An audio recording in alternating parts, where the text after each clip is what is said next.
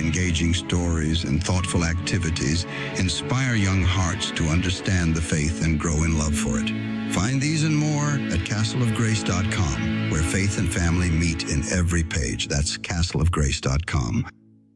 The Catholic Current, bringing Christ to the world and the world to Christ. And we see that spirit of that thing, entering the church in a very specific way with St. Pius X back at the turn of the last century, and then on into the Second Vatican Council era. And the spirit of the council is the great coming out party of the modernist revolution, which has its roots in that same Enlightenment philosophy of the 18th century. The Catholic Current, 5 p.m. Eastern, from the Station of the Cross and on the iCatholic Radio mobile app.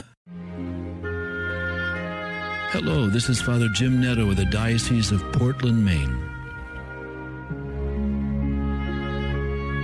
In Krakow, Poland on the 2nd of June, 1938, the Lord Jesus himself directed a young Polish Sister of Mercy on a 3-day retreat. Sister Faustina painstakingly recorded Christ's instructions in her diary, that is, a mystical manual on prayer and divine mercy. These instructions became Faustina's weapon in fighting the good fight. Jesus began, "My daughter, I want to teach you about spiritual warfare." Secret number 15. Do not ask everyone's opinion, but only the opinion of your confessor. Be as frank and simple as a child with him. In this secret, Jesus tells us that simplicity of life can drive out demons. Honesty is a weapon to defeat Satan, the liar. When we lie, we put a foot in his camp, and he will try to seduce us. We must never let our guard down against the devil. He relentlessly seeks out our weaknesses and attacks where we are most vulnerable.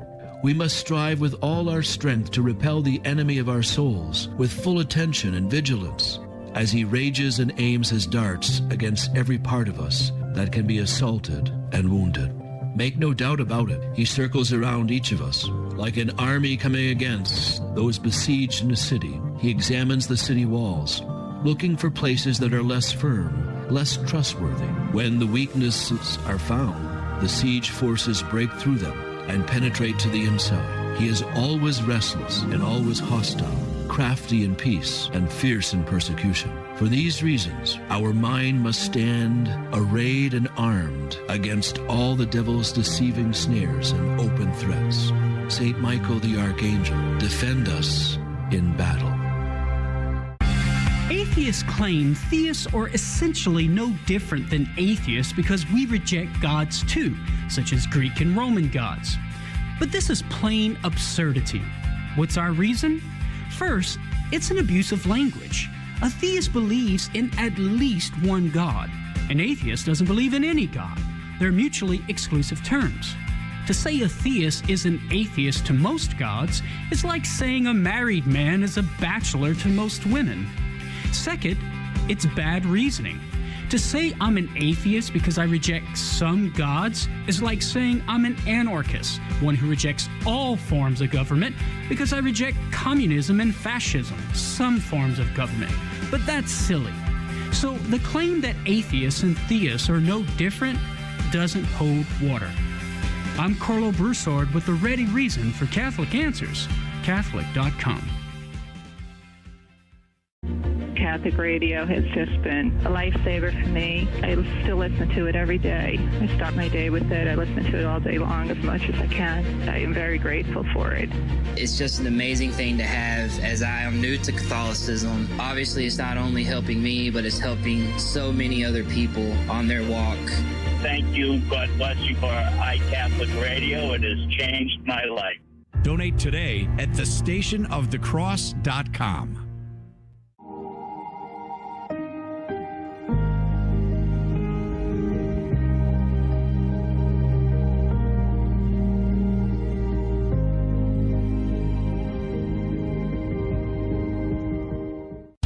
This is Joe McLean, and you're listening to the Station of the Cross, proclaiming the fullness of the truth with clarity and charity. Heard around the world on your Android and Apple mobile devices. Go into the world and tell every man that you meet, there is a man on the cross. A Catholic take. What you need to know right now. A bold synthesis of inspiration and information.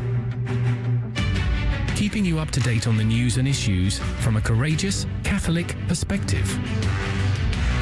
A Catholic Take with Joe McClain starts now. Praise be to Jesus Christ. Welcome back to A Catholic Take, a bold synthesis of information and inspiration. I'm your host, Joe McClain. Praise be to God. It is good to be on with you this Friday edition of A Catholic Take. It's going to be a great show this afternoon, and I'm looking forward to the conversation in the after show as well. But we're talking about the apocalypse and the Antichrist this hour. In fact, you might recall in 2023, I put out a documentary film on my YouTube channel and iCatholic Radio about the end times. I traveled to Rome and shared the story of Peter and Paul and their very last words, which were warnings about the end times and the apostasy. You can find that linked up in today's show notes if you like. But also, Dr. Anthony Stine has just this week put out a video, The False Miracles of the Antichrist. What exactly will the Antichrist do to convince most of the world, your friends, your family, parishioners at your church? Look right and to the left in the pew, because most people will fall for the lies of the Antichrist. What exactly will he do to convince people that he is the so-called Messiah? Well, we'll talk about that with Dr. Anthony Stine from Return to Tradition at 14 past the hour. Also on the team today, Simon Delacre is back on the show. He produced a film called The Apocalypse of St. John. I've interviewed him about this a few times already. I've seen the film myself. It is truly, truly fantastic. And guess what? It's coming to theaters in the United States for 3 days in February, 15th, 16th, and the 17th. I'm going. In fact, I might even host an entire viewing of this at a theater near me for friends and for family. We're going to be talking about this with Simon, his work, what his vision was, what he hopes to accomplish, and what you should know about the book of the Apocalypse, the Antichrist, and so much more. All of that coming up in this hour. So we've got a lot to get to right before you get off to your weekend, which I'm sure is going to be amazing because, you know, that honey-do list is going to just get chipped away this weekend. You're going to be so productive. I can't wait. It's going to be amazing. But before you do that, let's pray. Let's get after it and share us with a friend. In the name of the Father, the Son, and the Holy Ghost. Amen. Remember, O most gracious Virgin Mary, that never was it known that anyone who fled to thy protection, implored thy help, or sought thine intercession was left unaided. Inspired by this confidence, I fly unto thee, O Virgin of Virgins, my mother. To thee do I come, before thee I stand, sinful and sorrowful. O Mother of the Word incarnate, despise not my petitions, but in thy mercy hear and answer me. Amen. In the name of the Father, the Son, and the Holy Ghost. And now your saint of the day. Saint Dorothy, pray for us. Dorothy was a young Christian virgin of Caesarea, the capital of Cappadocia. Near the end of the Diocletian persecution in the early 4th century, Dorothy was arrested and handed over to her apostate sisters, Christa and Callista. Instead of imitating them, Dorothy brought her sisters back to Christ, and they underwent their own martyrdom, burnt to death in a great cauldron. Dorothy rejoiced as she was tortured on the rack, scorched by flames and flogged with palm branches. As she was finally taken away for beheading, a Roman official named Theophilus laughed and asked her to send him roses and apples from the paradise that she hoped to reach. Dorothy agreed with a smile and went to her martyrdom, still rejoicing. As Theophilus joked with his friends about the exchange, a small boy approached and presented him with 3 perfect apples and 3 beautiful roses, heavenly gifts from Dorothy in frosty February. The astounded Theophilus professed the truth of Christ as God, and today shares his feast with Dorothy as a fellow Christian martyr. For the miracle, Dorothy is hailed as a patroness of gardeners. For more about the saints and seasons of the Catholic Church, visit thestationofthecross.com/saints and seasons. Saint Dorothy, pray for us. And now your headline news. Ground News reports U.S. arrests Benghazi suspect. Attorney General Pam Bondi announced that the FBI has arrested one of the key participants behind the Benghazi attack, Zubair al-Bakush, who landed at Andrews Air Force Base at 3 a.m. this morning. On September the 11th, 2012, at least 20 militants breached the Benghazi consulate and set fires, killing 4 U.S. personnel, to include Ambassador Chris Stevens and Sean Smith. A Republican-led congressional panel concluded that the Obama admin had security lapses and a slow response, but found no wrongdoing by Hillary Clinton, then Secretary of State, while Democrats denounced the whole thing as, quote, a conspiracy theory, close quote.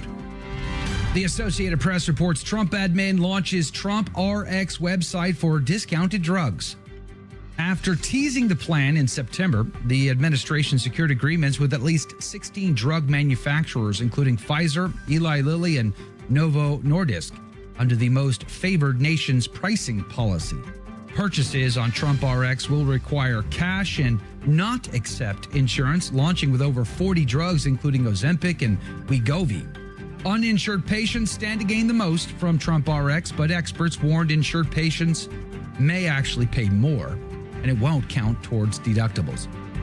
Zeal reports nearly half of Netflix kids programs include LGBTQ themes. A December 2025 study by Concerned Women for America found that about 41% of Netflix G and TVY7 rated children's shows include LGBTQ characters or themes. Data that aligns with concerns raised by Senator Josh Hawley during a February the 3rd Senate hearing on a proposed Netflix-Warner Brothers merger. Are you still paying for Netflix? Just curious. And those are your headline news. The gospel today comes to us from the 1962 Missal of the Traditional Latin Mass, Luke chapter 10, verses 1 through 9.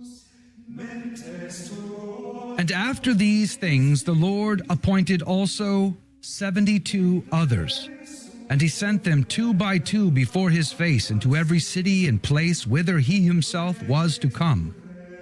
And he said to them, the harvest indeed is great, but the laborers are few. Pray ye therefore the Lord of the harvest, that he send laborers into his harvest. Go, behold, I send you as lambs among wolves. Carry neither purse nor scrip nor shoes, and salute no man on the way. Into whatsoever house you enter, first say, Peace be to this house. And if the Son of Peace be there, your peace shall rest upon him. But if not, it shall return to you. And in the same house remain, eating and drinking such things as they have, for the laborer is worthy of his hire. Remove not from house to house. And into what city soever you enter, and they receive you, eat such things as are set before you. And heal the sick that are therein, and say to them, the kingdom of God is come nigh unto you. The gospel of the Lord. Laus tibi Christi. Do you notice how many times he says, eat whatever they give you, eat whatever they give you, eat whatever they give you? What do you think that these disciples who have, Jewish backgrounds are like still kind of not sure about, making all foods clean? Remember the sheet to Joppa with St. Peter? He says, rise, slaughter, eat. Remember that? Maybe these guys needed a little bit more oomph, say, hey, listen, whatever they feed you, eat. Don't complain. It's all good. Just eat it. Just remember that. You're supposed to eat as a disciple, whatever they feed you. Cornelius a Lapide would say that as Moses at the beginning of his leadership chose elders or princes for the 12 tribes of Israel, and afterwards, by reason of the increase of the people and of the cares of government, made a further choice of 6 from each tribe, i.e. of 72, to act as rulers. So Christ ordained that each tribe should have its apostle and 6 presbyters or elders, for such were these disciples, who were commanded to go throughout all Judea, preaching that the kingdom of God and of Christ was nigh, and confirming their preaching by miracles, so that the work of the apostles might be furthered and spread. Cornelius goes on, this number was mystically prefigured by the 72 translators of the Septuagint, by the men of the elders of the people whom Moses chose, Numbers chapter 11, verse 16. by the numbers of the Sanhedrin, and by the wells and palm trees of the Eliam. Exodus chapter 15, verse 27. And again, the 72 disciples, saith Bede, answer to the 72 nations of the world, as if Christ had appointed to each nation its own disciple or teacher. For St. Augustine, St. Jerome, and others hold that after the confusion of tongues, mankind was divided into 72 nations and languages. See Genesis chapter 10, verse 32. Hence, it is clear that there was distinction and difference in the degrees and duties of the priests. For these disciples were not equal in dignity to the apostles.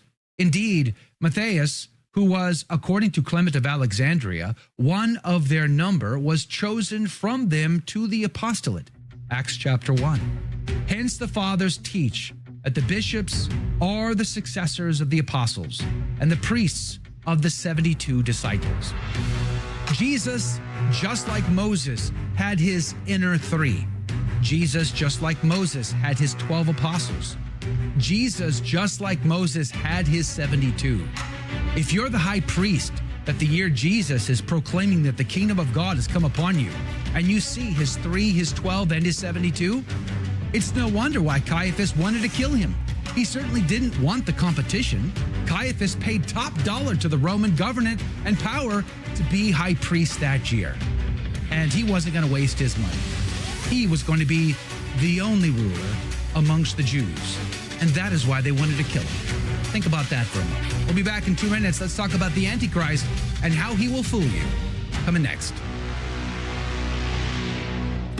iCatholic Mobile is a 5G wireless provider dedicated to supporting your faith and values, offering unlimited talk and text, reliable data, and plans that support Catholic causes. A portion of every dollar helps sustain the mission of the Station of the Cross Catholic Media Network. With nationwide coverage, iCatholic Mobile connects you to what matters most. More information is available at iCatholicMobile.com. iCatholic Mobile underwrites for the Station of the Cross. Hear what our listeners are saying about the regularly updated iCatholic Radio mobile app. iCatholic Radio is the most truthful and important site that any of us could ever listen to today. We get the truth. We get good people telling us what is going on in the world. Thank you so much. It's a gift from God. Download the free iCatholic Radio mobile app today on your Android or Apple mobile device.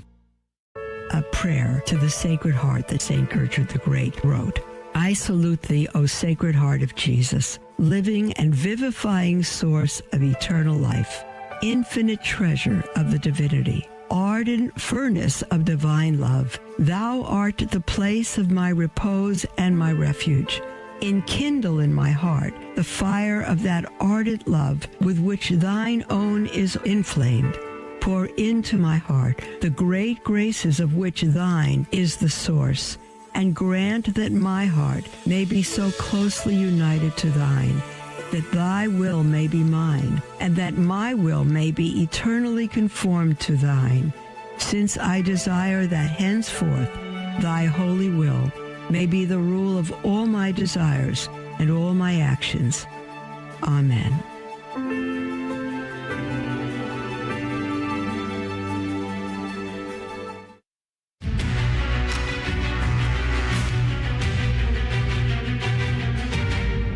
Praise be to Jesus Christ. Welcome back to A Catholic Take, a bold synthesis of information and inspiration. I'm your host, Joe McLean. Praise be to God. It is good to be on with you this afternoon. Coming up at 30 past the hour, we're going to have a conversation about the Book of the Apocalypse. There is a docu-drama on the Book of the Apocalypse by a great filmmaker from Argentina, Simon Delacre. He's going to be on the show at 30 past to talk about how it's opening in theaters in the United States. More on that coming up. But there is a wonderful video over at Return to Tradition, linking to it in the show notes for you this afternoon. The False Miracles of the Antichrist, Dr. Anthony Stine from Return to Tradition, and on Substack, by the way, also linking to that in the show notes. Dr. Stine, good afternoon. Thanks for being on the team. How you doing today? Almost a good morning, you know, old habits die hard. I tell you, I've made that mistake a dozen times already this week. I owe a bunch of people books because I've been messing it up, but Glad to have you on your first visit to the afternoon version of ACT. And I really loved your video on the false miracles of the Antichrist, something I'm passionate about sharing and talking about, because I don't think it can be understated enough that the day will come. It might not be in our lifetime. I have no idea when it'll be. But there's going to come a day when a Catholic's going to look to the right and left in the pews and go, everybody's buying the lie. Why is this? And so it begs the question, what exactly will the Antichrist do that will fool so many people? Well, to begin with, according to the church fathers, and they universally agreed upon this, he will come from the tribe of Dan and be accepted by the people of Israel, by the Jewish people, as their Messiah. That's probably going to go a long way to fooling a lot of people by itself. Now, I don't know what that means in the context of the secular state of Israel founded in 1947.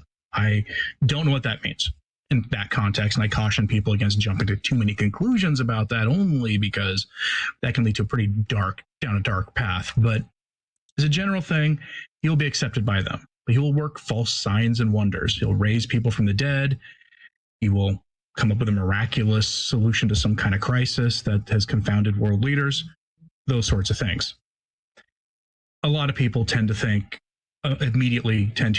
whatever politician they dislike personally, they tend to think that's the Antichrist. I mean, Joe, you and I are old enough to remember when George W. Bush was the Antichrist, and we're old enough to remember when Barack Obama was the Antichrist. I'm sure there are people out there who remember when Ronald Reagan was the Antichrist, because his name was Ronald Wilson Reagan, which are 6 letters each, which apparently means he was the Antichrist. Well, the Antichrist is going to be accepted by Jewish people as the Messiah. That kind of makes it unlikely he's not going to be a Jewish person himself, because I can't imagine anybody who has a religious foundation for being taught that they're God's chosen people are going to choose someone who is not of the chosen people as their Messiah. So that seems unlikely. But it's not the politician you least like. That's one great way to get fooled by him. Though you should always distrust politicians, especially ones you actually are inclined to like, because you're more likely to get suckered by them if you're, But anyway, but it's the miracles, it's the claims to being the Messiah that is what's going to fool people. In 2023, I produced a documentary on the end times. I went to Rome. I filmed all over the city of Rome, and there's a great story in Rome about a type of an Antichrist in the first century, who's you can read about in the pages of the book of Acts, who after his encounter with Peter makes his way to Rome. He becomes very friendly in the court of Nero and promises to fly through the air in front of everybody. And he is, of course, possessed by devils, and he does so by devils. And it is Peter and Paul who pray while he's standing there watching this crowd and this guy trying to levitate above the air, trying to pretend to be the Messiah. Then when Peter and Paul pray, he comes crashing down and his blood splatters on Nero. This story is still held today. There's a little marker on an island in the Tiber River marking where this guy's cult was located, and people worshipped him like he was a god for a while. So it's very fascinating to think that God has sent us clues over the course of millennia about what we could expect in some future date about the Antichrist. And the miracles are a telltale sign. Whatever Jesus has done, the Antichrist will pretend to do as well. Fair enough? Yeah, I mean, he has to essentially convince people that Jesus was not the real deal and that he is. And so he will have to one-up Jesus, it seems, which I don't know how you do that, but it is a general thing. So you should be looking for, if you're worried about the man of sin being around today, first, it's worth reminding ourselves the church tells us actually not to speculate on the identity of the Antichrist, which also generally means don't spend too much time worrying about him. The church makes available the writings of saints and doctors of the church and what the catechism says of the man of sin so that we can be educated on it, but we should not spend every waking moment thinking about such things. That doesn't help us on our journey to heaven. But it does. It's good to still understand what these things are. So if you see a miracle worker out there, and it's not one of these kinds of miracles that get pretty quickly dismissed as being some sort of fraud, but someone is out there, flying like as you described it out there, and not using wires or some sort of rocket pack, you might have a contender there. You've got a contender on your hands. But doesn't it seem strange that we talk about, like, St. Jerome in his commentary in the book of Daniel? He's one of these early church fathers that said the Antichrist will come from the tribe of Dan. And he has got extensive commentary on the Antichrist. What's his name? Eusebius of Caesarea also has commentary on the Antichrist. There's lots of great documents that are 2,000 years old that can give us the clues. And still, even though we have the information, doesn't it seem crazy to know that most of our friends, most of our family, most of Catholics, most of the world will buy the lie? That's absolutely crazy to me. That may be crazy, but that's not the scariest part. The scariest part is that you or I may be fooled by this. Sure. Anybody listening to this might be fooled by him if he shows up soon. Now, there are a number of things that have to happen before he does, like Enoch and Elijah making a public appearance before the man of sin arrives, preaching the gospel. A large-scale conversion of the Jews is supposed to happen either before the time of Antichrist or during the persecutions. I'm a little foggy on which order that's supposed to be in, but there are signs. And that's one of the reasons why I don't think the man of sin is going to show up next week. Because last I checked, we don't have a couple of miracle workers running around preaching the gospel of Christ and telling people to convert to the faith. At least not in Jerusalem today. And that was one of the things I did in my documentary film, was go through the various, there's a couple of versions of the timeline of events in the end times. And I go through those in my documentary film, and I cite the sources, and we talk about all of that. And I find it really, really fascinating to think about. But at the end of the day, something you said a minute ago I think is worth repeating. And that is, we shouldn't be too worried about all of this. If we're living in a state of grace, we're being obedient to our state in life, we're keeping our eyes focused on what we know to be true, which is Christ Jesus and his one holy Catholic and Apostolic Church, and we don't sway from that, we don't have to worry about the rest of it so much, do we? No, you don't. If you live according to your state in life and you do what the church tells you about staying close to the sacraments, going to mass, developing a prayer life, you do all the Catholic things that you're supposed to do, you'll probably be okay. I just would caution people about spending too much time on all this stuff. Well, and I say that as the person who brings once in a while Catholic prophecy to my channel, right? Yeah. There's a reason for understanding this stuff, but you really have to strike a balance. I would go 10-1 at least on your prayer life and going to mass and all those things. The time you do that should be 10-1 at least on the basic Catholic stuff before you start worrying about that other stuff. Spend more time praying for church leaders. There's a whole little division going on right now between the SSPX and the Roman Curia right now that might be a little more pressing thing for you to spend your time praying on than the man of sin. Yeah, well, it behooves us to understand these things so we don't get suckered by him. We don't get tricked by him. His father is a father of lies, and he will have his father's talents. So I want to get into that story maybe in the after show a little bit, because speaking of pressing, the Vatican seems very pressed to threaten more sanctions to the SSPX while the Pope doesn't meet with the SSPX. But the Germans are continuing to get away with, I guess, their press towards what we would think of as schism. It seems a wee bit imbalanced, and I don't even go to the SSPX, and it just feels off to me. Are you referencing the Harry Potter Mass, which seems like the most cringe-inducing idea since the invention of youth masses? Well, remember the dirt pile? Remember they did like a dirt pile once a couple of years ago in Germany? They threw dirt and then they formed it into an altar. Yeah, that's exactly what they did. They thought, hey, we'll take a pile of dirt, shape it roughly into an altar, right? Say some vague blessing over it so it's technically consecrated, and now we're fine. And that might work if you're in the jungles of Vietnam trying to offer mass to American GIs. But if you're in a parish church somewhere in Germany, probably not. Yeah, I know. If you're in a cathedral, let's just say, you might have more furniture available to you than a dirt pile. It just seems really just like it's just not balanced. It doesn't seem balanced. The SSPX asked to meet with Pope Leo, and they're told, no, you're going to meet with Fernandez, and they're threatening sanctions. And yet there's so many other things that are just really obviously major issues. And they kind of get, James Martin's got more of Pope Leo's time than the SSPX Superior General. I find that troubling at best. I feel like the appointment of Fernandez to this task, which, by the way, I'm just going to point out to you, for those of you waiting for an announcement that Cardinal Fernandez is going away, we now know that Cardinal Fernandez will be on the job at least until July 1st, because he's the one who's going to be negotiating with the SSPX.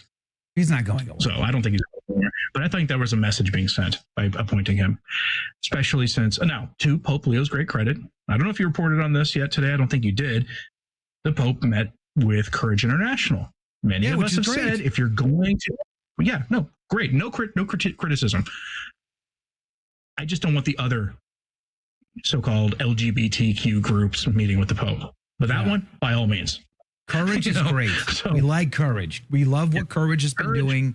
We encourage Courage. And I'm glad that Pope Leo met with them to support them. Praise be to God. But can he also just spend 5 minutes meeting with the Superior General of the SSPX? That's all I'm asking. He's like let's just, you carve out some time, just a little bit of time. You met with Schwarzenegger. You met with Mahoney. You met with Father James Martin. You're meeting with all these other people. 5-10 minutes you can't spare for the SSPX so that we can get this canonical issue resolved and we can have their family back again. Now, you guys may not agree to things. I mean, again, I'm not on the SSPX team, but at the same time, it just bugs me that we're letting the Germans do whatever. Although I did see another article today from Complicit Clergy, which I liked. Second German bishop departs from demonic synodal way. Praise be to God, yet another German bishop is waking up. Maybe Cardinal Velke, I think it was. No, this is the the second one. About. No, that was the first one. This was second one is the Bishop of Passau, Monsignor Stefan Oster, has publicly expressed his rejection of applying the main resolutions of the German Synodal Way, which want female deacons, priests, and then bishops, of course. They want the LGBTQ ideology. They want to reinvent doctrine. They want to take the authority away from Rome and make it, made in their image and likeness. And they continue down that path. And it's the SSPX that need to be threatened with new sanctions because they want another bishop. I don't have to be on the SSPX team to think that's a problem. But nonetheless, we're going to go to a break. Dr. Anthony Stine, see you at the top of the hour for the after show. We'll get back into these topics. Coming up in 2 minutes, though, let's have a conversation about the book of the Apocalypse. There's a fantastic docudrama that's coming out in theaters February 16th, 17th, or 15th, 16th, and the 17th. More in 2 minutes from now. Don't go anywhere.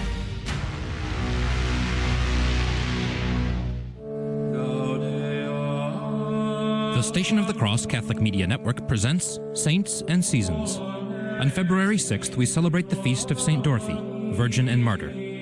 Dorothy was a young Christian virgin of Caesarea, the capital of Cappadocia. Near the end of the Diocletian persecution in the early 4th century, Dorothy was arrested and handed over to her apostate sisters, Christa and Callista. Instead of imitating them, Dorothy brought her sisters back to Christ, and they underwent their own martyrdom, burnt to death in a great cauldron. Dorothy rejoiced as she was tortured on the rack, scorched by flames and flogged with palm branches. As she was finally taken away for beheading, a Roman official named Theophilus laughed and asked her to send him roses and apples from the paradise she hoped to reach. Dorothy agreed with a smile and went to her martyrdom still rejoicing. As Theophilus joked with his friends about the exchange, a small boy approached and presented him with 3 perfect apples and 3 beautiful roses, heavenly gifts from Dorothy in frosty February. The astounded Theophilus professed the truth of Christ as God, and today shares his feast with Dorothy as a fellow Christian martyr. For the miracle, Dorothy is hailed as a patroness of gardeners. Also celebrated on this day are St. Titus in the traditional calendar, the martyrs of Nagasaki, St. Vedastus or Gaston, St. Amandus, a patron of brewers and vintners, and many other martyrs, confessors, and holy virgins. For more about the saints and seasons of the Catholic Church, visit thestationofthecross.com/saints and seasons. The Adoration Sodality of the Poor Clares of Perpetual Adoration at the Shrine of the Most Blessed Sacrament in Hanceville, Alabama, is a prayer group for laity, priests, and religious brothers and sisters to spiritually join in the nuns' mission of adoring our Lord Jesus Christ in the Holy Eucharist. Members commit themselves to an hour of Eucharistic adoration on a monthly, weekly, or daily basis at a monstrance or tabernacle at the parish of their choice.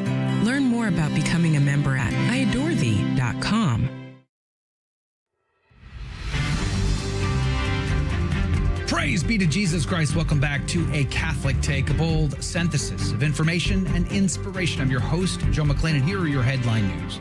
Ground News reports average U.S. long-term mortgage rate barely budges, holding near 6%. Mortgage buyer Freddie Mac said Thursday the average long-term U.S. mortgage rate barely moved this week, staying near 6%. Higher borrowing costs are squeezing affordability and refinancing demand as home delistings surge, while home sellers struggle to get what they want for a price and the 15-year fixed mortgage rates tick up.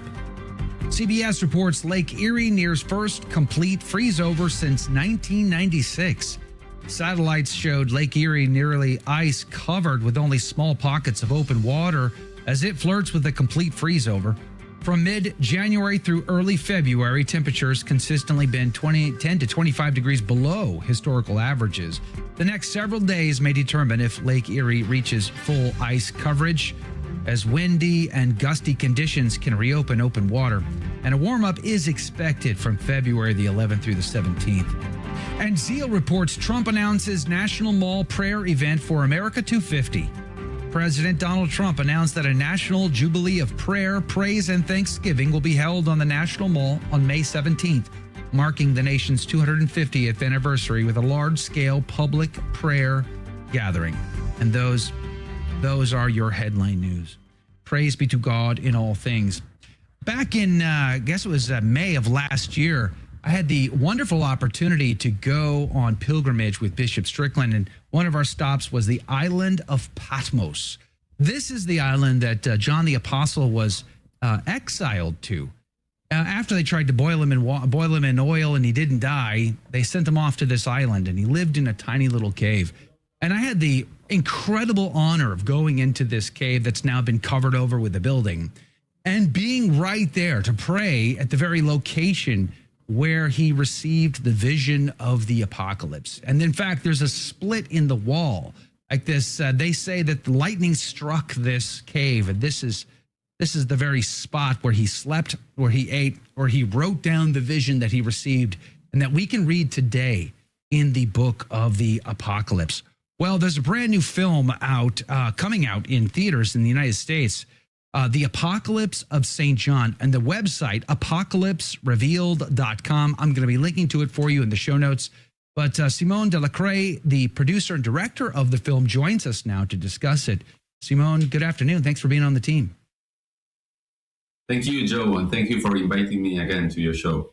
Yeah, praise be to God. I'm excited this is going to be in theaters in the United States. You and I have talked about this film before, but for anybody who's not familiar with it, give us the backstory. Tell us about your film. Why did you create it? How did you create it? How long did it take? Give us all of that. Well, the idea of doing a film about Revelation, about the apocalypse, started many years ago. When I came out of an apocalyptic movie from Hollywood. I don't remember which one of those, but one, I think it was about a meteor about to destroy the earth. Sure, I always loved those movies because of the VFX. I'm a VFX lover, and I love to see them on the big screen. And I also study film, and that gave me the idea of go and investigate a little bit on, since I'm a Catholic, what does the book of Revelation actually says on the Bible? If there's anything like what I've been seeing on the Hollywood movies. And what I found at first was a very confusing book. It's very symbolic. I couldn't make much out from it, but it led me to study and to start searching in Catholic teachings what they said about these symbols and about this book, what it meant, and studying it on some on Orthodox Catholics, and not Greek Orthodox, right? But Catholic authors that are very Orthodox, strongly rooted in the fathers of the church. I found out that Revelation was a prophecy about the end times, that was a prophecy that was fulfilling in our time. And it showed me that we are actually living in the end times, and that the end is much closer than what we are used to believe, at least much closer than what I believed. I always thought and believed in the dogma of the second coming, but I always thought that it was for something like millions of years from now. But studying the book of Revelation, the Apocalypse of St. John, I found out that that time was much closer. Yet we don't know the day or the hour. But Jesus did command us to look at the signs, to know when that time is close. And from what I could study and learn, the time seemed really close. And that to me was very shocking. I started thinking that was an urgent message for our time, especially for our time of crisis.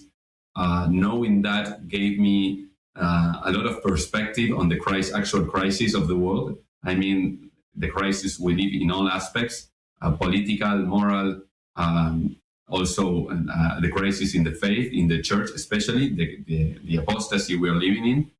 And at first, all this, before I knew the message of Revelation, it felt very confusing, all this crisis, and it was kind of depressing for me. But after knowing the message, knowing that all this crisis is just things that should happen before the end, before the second coming of Christ, that actually it won't be the end, but the renewal of all things in Christ, that gave me a perspective of hope on all this crisis. And I wanted to share that to the world. And that's how the idea of making an audiovisual project begins. It started as a very small series on YouTube. It was banned on YouTube. So that led me to, Wow. That was about, I think, 4 years ago now. And that led me to start searching another ways to show this to an audience. And the project, when a door closed, another one opened. And just by providence, it turned out to become a feature film releasing now in the US. It already released in more than 20 countries around the world in theaters. It had a very good run in these countries. We released in all Spanish countries around the world, including Spain, in Europe. And the movie did really go good in theaters. Maybe a lot of, well, maybe not, a lot of divine providence was in that, because, for example, in Mexico, we had no theaters 5 days before the opening. Nobody would give us theaters. But because we were releasing, for starters, because it was a Catholic movie, and they never give more than 30 theaters, maybe 35 theaters in Mexico to a Catholic movie. But also, I, in my inexperience, wished to release the week after Joker 2. And Joker 2 was taking all theaters in Mexico. And they wouldn't give me one theater. And we were 5 days before that, but Joker 2 was such a flop that theater companies started to pull that movie out, and they had nobody crazy enough to offer their movie for that date but me. So from night to morning, we got 500 theaters in Mexico. Wow. And something similar happened in Argentina, in Peru, Paraguay, and I don't remember which country we released the same week. Praise be to God. Yeah, I see the hand of providence there very clear, because if it was for me, I'd be already broke. Well, praise be to Jesus. I've seen the film. You sent it to me when you first reached out, and we connected over it. It's an amazing film. The visuals are stunning in this film. It's a docudrama, and so it's a bit of dramatic and storytelling all kind of mixed into one. I think it's a great medium for communicating something that it has such imagery as the book of the Apocalypse does. So it's a perfect format for it. And I hope and pray that people watch this film. Was it all filmed in Argentina? Where did you film all of this? Yeah, everything was filmed in Argentina. You just showed some clips from the real Patmos. We had to recreate Patmos in the shores of Argentina that are absolutely flat. We have no mountains here on the seashore. So with CGI, I added some mountains there, and also the color of our sea is brown. I had to tint it blue in post-production, so that it looked more like a Mediterranean sea. Yeah, that's awesome. Well, that's movie making for you, right? I mean, what kind of a budget does it take to make a project like this? Give us an idea of the cost of production. The actual budget of this movie is $500,000. Wow. 500,000. But we made it with half of it because most of the most expensive stuff was made by me, and I never saw a penny for that. You don't charge yourself for that, I see. Okay. No. That's smart. That's smart filmmaking right there. Yeah, I could save a lot on VFX because I handled most of them. I also saved in the photography, which I did myself. I'm also a photographer, long time experience in photography. I also did the script, the direction, most of the production. I did some VFX makeup. So I was very involved. My main resource was time. So it took us about 4 years to do the movie instead of the usual maybe 8 months that should have taken. But with very few resources, I had to do that. But I'm very happy with the result, because if I wanted to delegate with little money the VFX, we would have very poor results with a low budget. And I don't want this movie to feel a low budget movie. Yeah. And so all the recreations of the visions, most of the effort was put there. And then we have, of course, the explanations of those visions. That was the main goal, to give a Catholic explanation to the book of Apocalypse. And especially because it is usually misunderstood. Not only, as it happened to me, that I thought that it was a prophecy for millions of years from now, nothing to worry about, and I thought it didn't deserve my attention until it caught it. But also because most of the time people think that it is a book of fear and desperation. And I wanted to transmit with the movie its true meaning, that is a meaning of hope, because it's the prophecy of the second coming of Christ and the final triumph of the church and the final triumph of God over evil. Yeah, the revealing, right? The new heavens, the new earth, it's a marriage ceremony that comes to its penultimate moment where the two become one. And we, the bride of Christ, become one with our spouse, Christ, our God. We become one with him. And it's a beautiful, incredible moment. And I got to say, while just looking at this movie, I think a lot of people are going to be very stunned by how many languages is this in right now? Right now, it's dubbed to 3 languages: Spanish, Portuguese, and English. Actually, in English, we made the whole movie, almost all the parts that were graphics, we made it from scratch in English. So we have original English movie and Spanish. And subtitles today is very easy, because with AI you can get subtitles pretty easy to any language. But you have to be on top of it, because since it has a very theological language, sometimes it messes up, and you always need to have a scholar on theology looking at every language on every subtitle. Yeah, I can imagine you'd probably had a lot of people you were consulting along the way to pull this off. We're right at a break right now. We're going to go to a 2-minute radio break. We're going to come back. On the other side of the break, what I want to talk about is, how many theaters is this going to be in? Where can we find it? How can we do it? And spoiler, I've actually already clicked the button, already sent the message, already looking into it.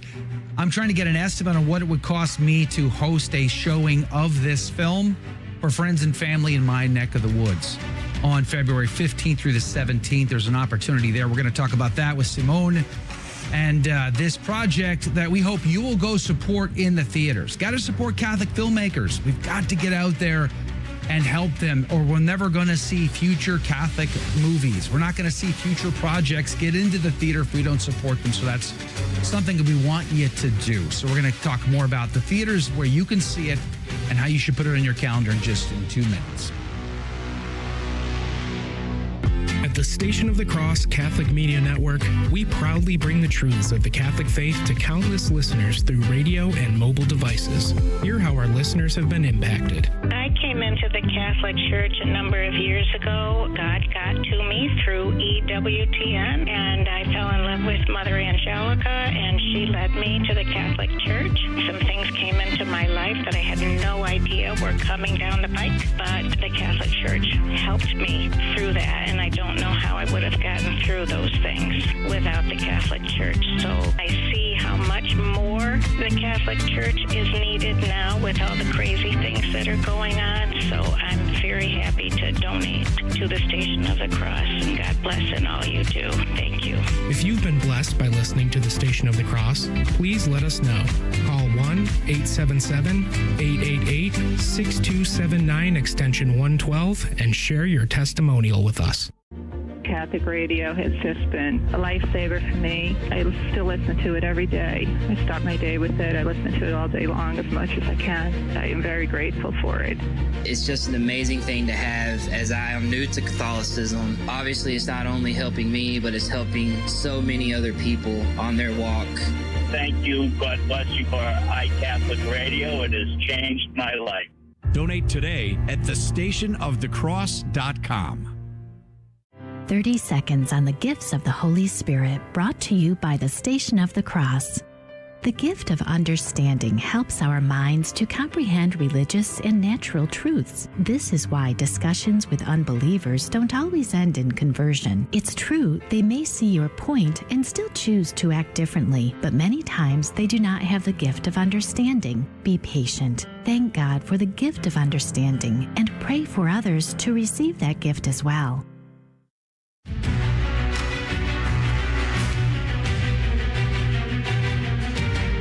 Praise be to Jesus Christ. Welcome back to A Catholic Take, a bold synthesis of information and inspiration. I'm your host, Joe McClain. Praise be to God.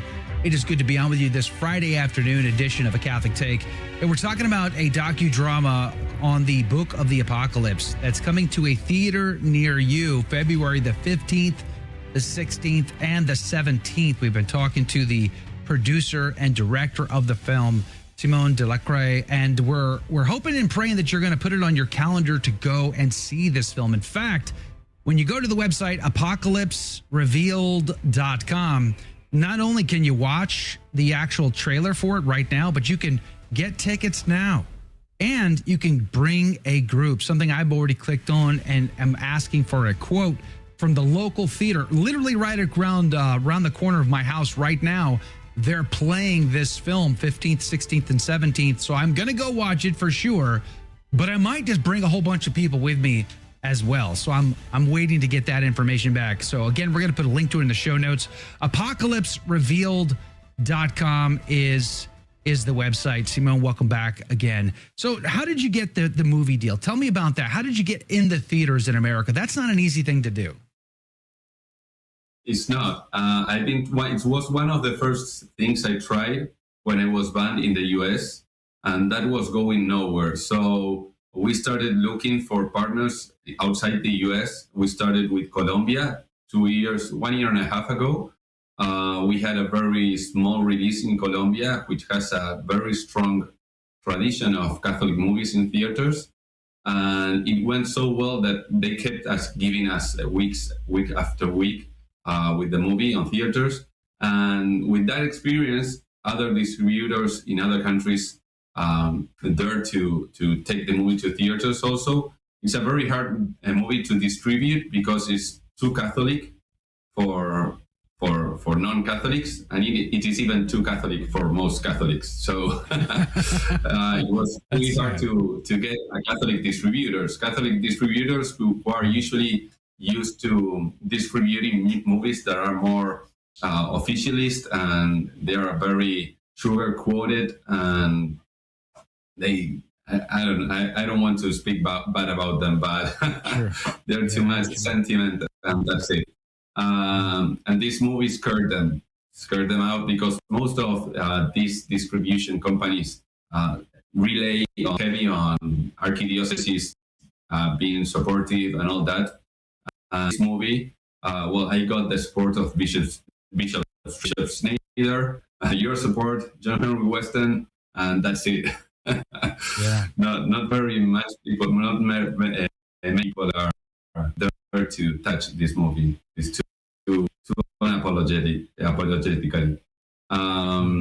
But after we had such success, Argentina, Peru, and the countries I mentioned earlier, with this just from Providence, the Joker went so bad that they gave us so many theaters just because we were the ones to be there.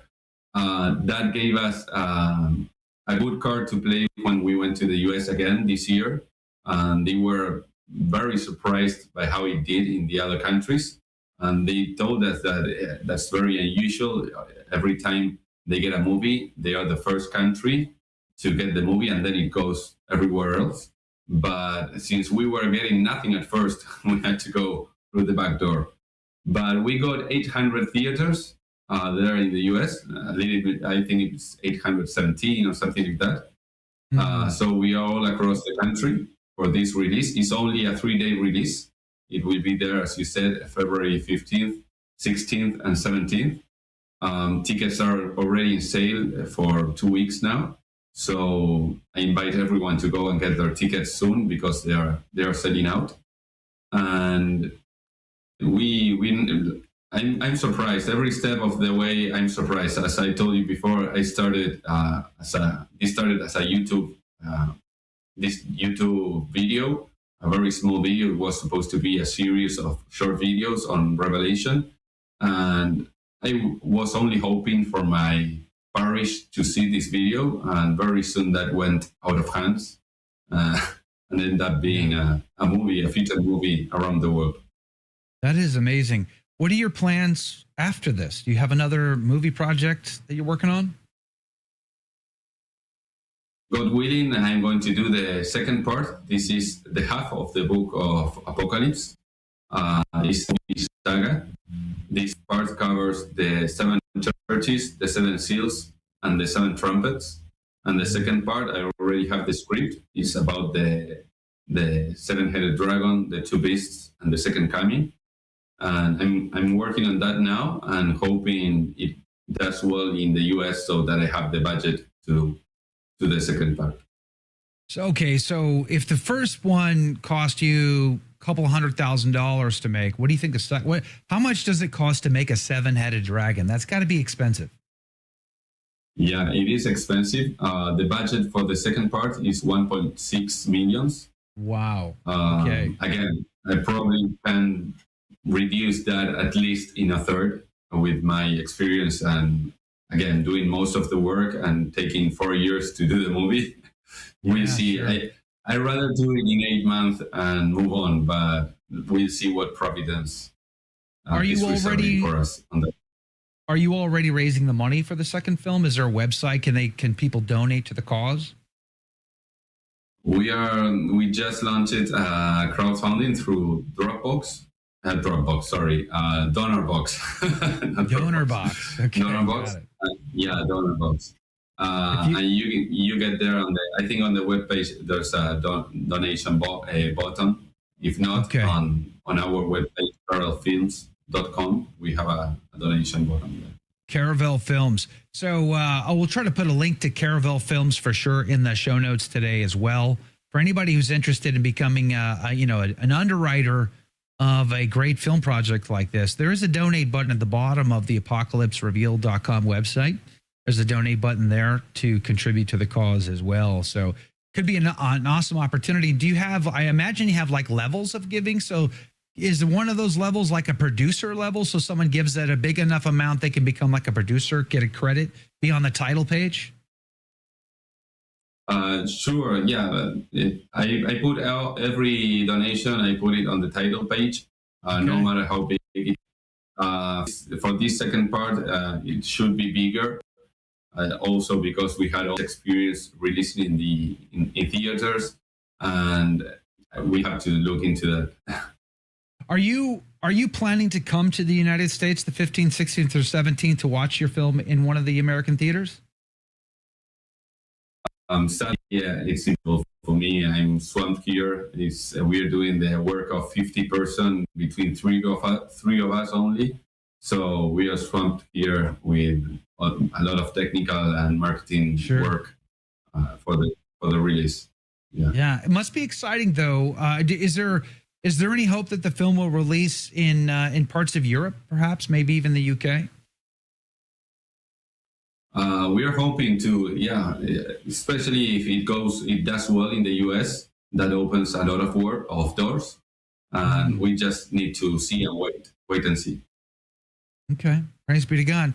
Hey, Simon, I got to say, it's a great film. You did a great job. It's beautiful. It's entertaining. It's engaging.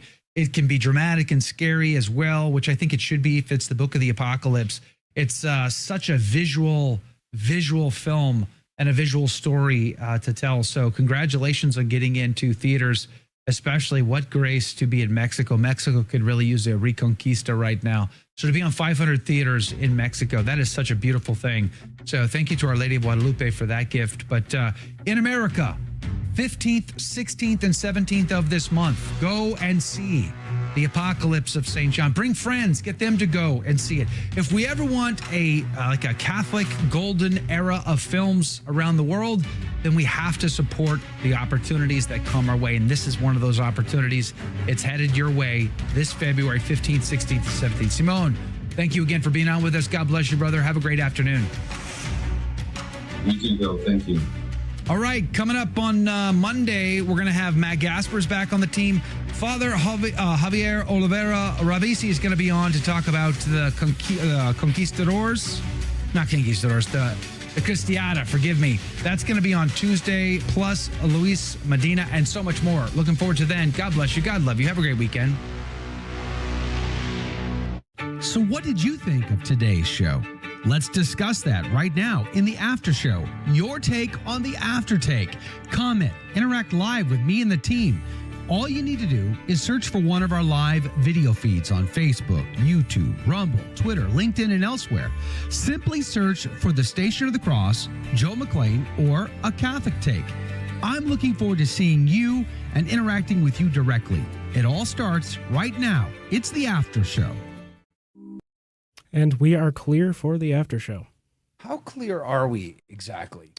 The clearest. What did I tell you yesterday? I think that was my answer.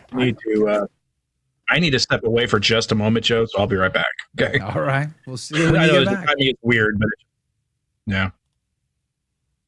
Praise be to God in all things. Good afternoon, everybody. You've arrived to the weekend. You have survived thus far. Praise be to Jesus.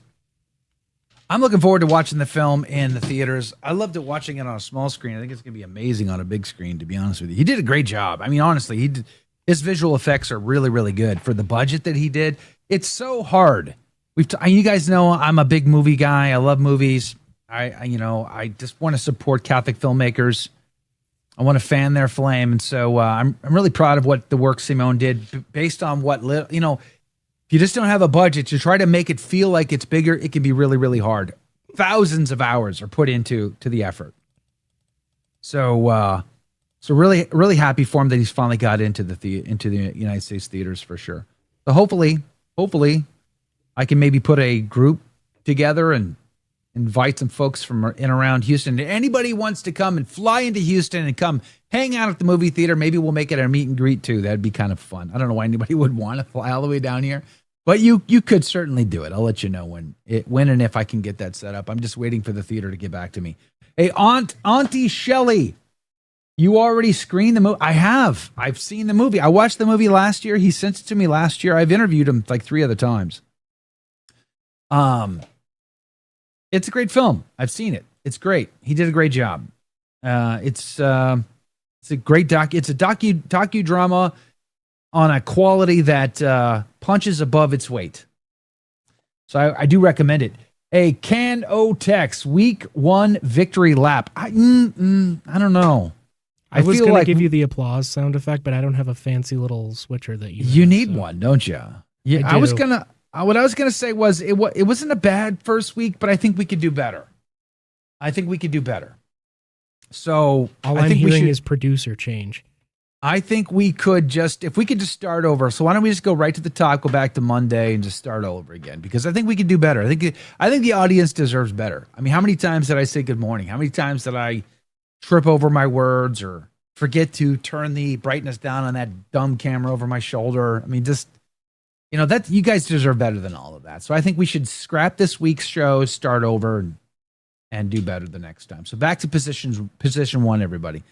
Hey, who is like God? God bless you. Thank you for being on the team. Really appreciate my insiders, my members. Makes a big difference to me. Thank you for it. It says, Joe, you live in Spring? Do you really live in Spring? When and where? So that is amazing. First of all, thanks for being on the team and living so close to home. I'm looking at Bender's Landing off of 99 in the 99 toll road there. Not far from Rayford. There's a Bender's Landing at a theater there. They have the movie listed for the 15th, 16th, and 17th. I'm going to go to that theater just to watch it with my wife at a minimum, but I'm waiting to hear back from the theater about doing a group showing so that I can invite a bunch of other people to come watch it with me. That'd be kind of fun to do. So I'll let you know. Dr. Stine is back. Welcome back. How you feeling? Well, I'm doing my usual Friday thing, and so by this time of day, I'm pretty run down on energy. But we're here. Yeah, I was having a coughing because I tried to inhale my 7-Up Zero, which is never a good idea. Oh man! Well, I'll tell you what. Just before the show, we had about 10 cop cars sitting out front of the house. That's always fun. I'm not sure what they were doing. No idea, but there's something was up. Welcome to my neighborhood. It's getting fun. Mary, good afternoon. Seldom go to the movies, but love supporting Catholic films. That's the thing, isn't it? If we want a Catholic golden era of filmmaking, if we want to see Catholic filmmakers make better movies, then we have to support the effort. We have to fan their flames, even when. And I'm not using this as this film is not an example of what I mean to say, but what I'm trying to say is even if the films that we are supporting currently aren't great, we know they could be better, then we still have to support them because we want them to be better, because we have to provide for the means with which they can be better. Simone has, basically burned the midnight oils, burned the candle at both ends of the stick in order to put in the thousands of hours to do this film himself, to be able to produce it on a fraction of the budget necessary to produce this kind of a film. It's like the Industrious Family Film kids out in Idaho, the young adults out there. They've got no money, and they've got an idea, they got creativity, they got willingness. We have to support that. We have to find ways to support Catholic filmmaking with our time, with our money, with our support and spreading the word. So this is just a wonderful opportunity to do that. Hey, Rebecca. Good afternoon to you. The Antichrist. Yeah, we were talking about that earlier with Dr. Anthony Stine. I encourage everybody to check out his video on the miracles of the Antichrist. It's going to be one of the telltale signs to know, who are we waiting for? We're waiting for someone who's going to pretend to be the Messiah. And so he's going to try to do everything the Messiah does. Heal the sick, raise the dead, levitate off the ground, do all those things. Eyes on the horizon. No, I don't want to do this week over. I've earned combat pay for it. Time for liberty, liberty, liberty. What? Come on now. We could do better. You deserve better. Eyes on the horizon. I think we could provide you better programming if I could just try a little harder next time. Eileen, I thought this was a good first week. I'm enjoying the afternoon show. At least I don't oversleep and miss it. Praise be to God for that. Praise be to God for that.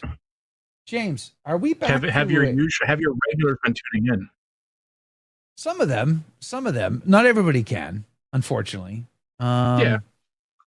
It's a different time slot. So, unfortunately, for some people, their jobs are getting in the way. of watching the show. And I've been trying to encourage them to quit their jobs to make it easier to watch the show. You see, logical solution to the problem. Logical, very. I'm teasing. Don't do that. Don't do that. Teasing. Xena. He can't raise the dead. No, but he can pretend, right? They can make it look like, they can fool you into thinking. And that's exactly what he'll do. Who is like God? Looking forward to seeing the movie. We're on the west side of 45. You're way over across the railroad tracks. I'm on the east side of the railroad tracks. You're on the west. Are we even allowed to hang out? I don't know, man. Like, we're from different parts of town. I'm not even sure. Xena, Simone, to discuss the upcoming Apocalypse St. John docudrama hitting theaters soon. Was somebody asking what we were talking about? Is that why? Lord of the Rings. Yeah, we were talking about this docudrama in the last hour. It's on the Book of the Apocalypse. It's coming out in theaters February 15th, 16th, and 17th. I'm recommending everybody to go see it. Cano text, the better is the enemy of the good. What does that mean? Like, put more meat on that bone for me. Roxy, good afternoon. I'll go see the film. I can bring a few friends from our church. That's cool. Aunt Shelley, nice. I've been on here less than a year. Old handle. Oh, Michelle Orlean. Okay. Why'd you change it then? Aunt Shelley is cool though, and easy to read. Some of these names are not easy to read for me, so I'll take an Aunt Shelley every day of the week. Diane, great first week. But felt sorry for James, who was what? Why would you feel sorry for James? Look at him. He looks young and healthy. He's loaded full of cash. He's single and ready to mingle. I mean, like, look, his skin is glowing. Why would you feel sorry for him? I wouldn't feel sorry for him. You shouldn't feel sorry for him. He's in a great place right now. I'm old and decrepit. He's at the beginning of his life. He's got everything to look forward to. I'm falling apart at the wheel. No, we're glad to have James on the team. And can we just give a round of applause to James for reading the Saint of the Day? Thank you, James. I think Jake purposely makes those as wordy as possible with the hopes that someone else is going to try and read them and mess up. Oh, just a theory I have. Don't even get me started about Jake. Jake, when he would populate my news stories, he would intentionally look for like Polish stories or Czechoslovakian stories or Chinese stories or like, and names. He would find like these names that are just jam-packed full of, consonants and no vowels, and he would just throw them in. And I'm like, there's no chance I'm ever going to read that name correctly. It's bad enough I can't even read YouTube names. And so I would have to always edit them. So now that I do my own news population, I can just omit those names completely and never even bother. So you're doing a great job, man. You're doing a really great job. Nicholas, 7-Up or Sprite? You said it was a 7-Up, Dr. Stine? You're drinking a 7-Up over there? Yeah, it's a 7-Up 7-Up Zero. Missed Dr. Stine. What did you discuss? I don't like talking about these things, but I'm fasting, and sometimes you need a little, a little cushion Boost? in the stomach to get you through the day, especially at this point in the day. A little boost, yeah. Yes, sir. Salt. That's one of those options that a lot of people do while they're fasting, is they throw salt in their mouth. Helps them get. Yeah, or electrolytes. I had a gallon or a 2-liter thing of electrolytes earlier, or a 1 liter. Yeah. If you're going to do a hardline fast, get your electrolytes. Otherwise, you'll get sick. Somebody got upset with me when I said, if you're thinking of the black fast and you don't have a history of fasting, maybe try something else, because I don't know if you've ever tried to jump in with both feet into fasting when you did the standard American way of doing things, which was to not fast ever, and you found out that doesn't work. I struggled with it so until I started eating 1 meal a day. And for me, going to 1 meal a day, the way it worked for me was it was a mental game. I was trying to say, golly, I'd love to go to 1 meal a day. That'd be so great. Can't do it. Too hard. Blah, blah, blah, blah, blah. And then I realized something. I'm like, wait, hold on, Joe. You don't eat before Mass on Sundays. And you go to the 11:30 or 11 o'clock Mass. You don't get home till 2:30. You're not eating till 3:30. Like you telling me you can't go that long before? Like, of course you can. It's just like Sundays. I'm like, oh, it's just like Sundays. Okay. And that's how I got to one meal a day. And then when I was on one meal a day, then it became, all you got to do, Joe, is skip one meal. And you've now done not a 24-hour fast. You're basically in 48-hour fast territory at that point when you skip one meal, because all you've had is one meal a day. So I'm like, wait a second, that makes sense. So that's how I did it. Right. And black coffee doesn't break a fast. So, and black coffee has natural compounds in it that will dull your sense of hunger. But they say electrolytes do break the fast. Depends on electrolytes. If they have calories in them, they break a fast, but not salt. Well, so if they have anything, if anything is more than 10 calories in it, it breaks a fast. Yeah. That's the science behind fasting. When we were at Three Hearts Pilgrimage, the 40-mile walk, and they were like, don't take electrolytes an hour before Mass. Breaks the fast. So, I don't know. And my problem with black coffee is I never take it purely black. I throw stuff in it. They're probably thinking of Gatorade and that kind of stuff because Gatorade is loaded with sugar. Most electrolyte drinks you buy at the store, unless they say 0 in giant letters on them, even then you got to check, are loaded with a ton of sugar. They're electrolytes like Gatorade and Powerade. If they have calories on them, they're not that different than a soft drink. Maybe 2/3 of calories or something. That's probably what they're going for. Yeah, maybe. But to break a fast, you have to you got to have calories.